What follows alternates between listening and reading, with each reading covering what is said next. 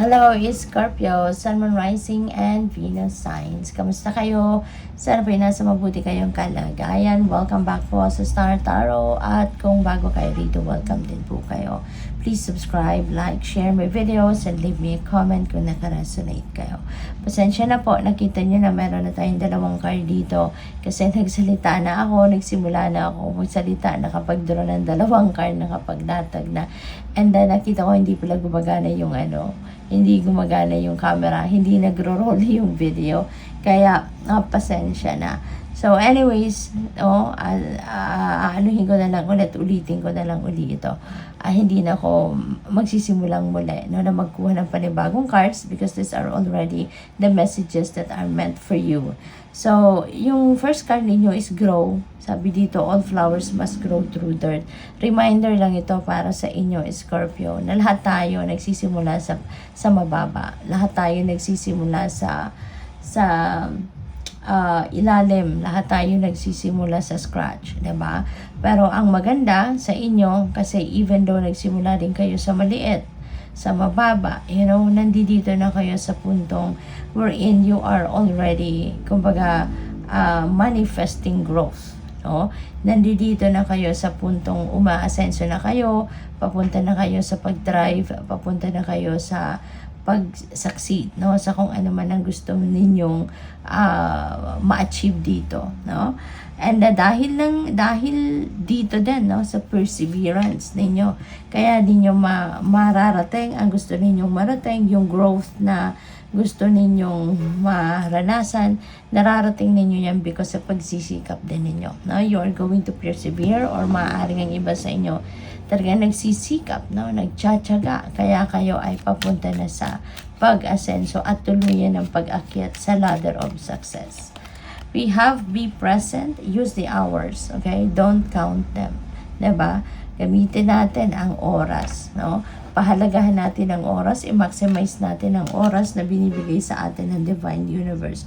Paalala yan sa iba sa inyo, but for those of you who is already persevering, so feeling ko talagang ginagamit ninyo, minamaximize ninyo ang bawat minuto, bawat oras na meron kayo, at ginagawa nyo na yung lahat ng mga bagay na gusto ninyong gawin at kailangan ninyong gawin para kayo ay magtagumpay, no?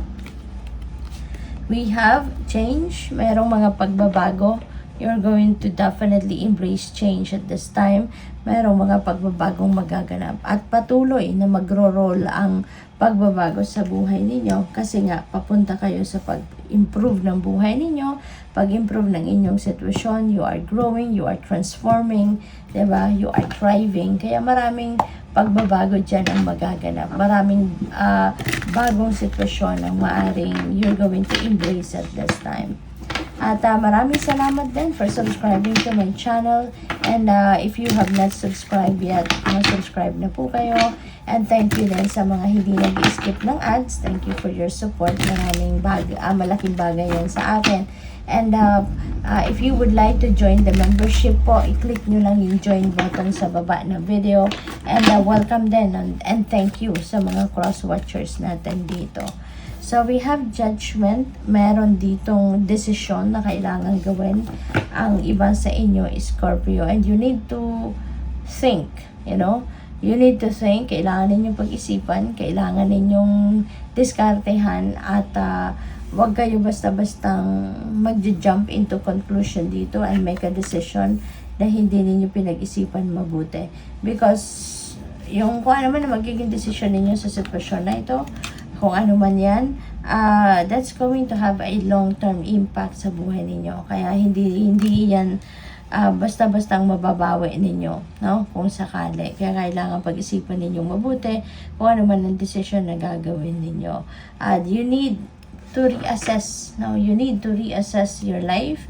You need to do some kind of introspection, mag-contemplate kayo, mag-reflect kayo bago kayo magdesisyon sa bagay na ito, para nang sa gayon wala kayong pagsisihan, wala kayong pagsisihan at wala kayong sasabihin sa sarili mo na sana pala ginawa ko muna ang ganito or ganyan, diba? And if you need to consult, with professionals para makasiguro kayo na tama ang steps na gagawin ninyo, tama yung solusyon na gagawin ninyo, you may consult, professionals para makasiguro kayo na tama nga ang magiging desisyon ninyo.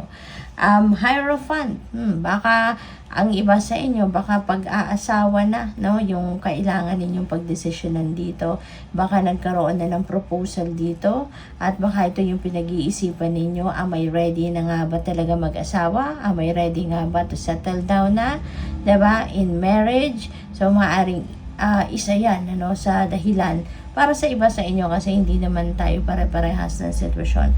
Para sa iba sa inyo, maaaring marriage ito na kailangan ninyong pag-isipan if you are ready para dyan. We have Ace of Swords, enlightenment will come in. There will be epiphanies, enlightenment, there will be clarity of thought that is coming your way. So, makakatulong itong malaki sa inyo, kung papakinggan ninyo yung guidance sa inyo ng Divine Universe. Bibigyan kayo ng enlightenment, illumination ng Divine para kayo ay makapag-desisyon ng maayos, ng mabuti. Okay? Aside from consultation na gagawin ninyo sa mga professionals, kung gusto ninyong makarinig ng professional point of view, then go for it. Pero meron kayong sariling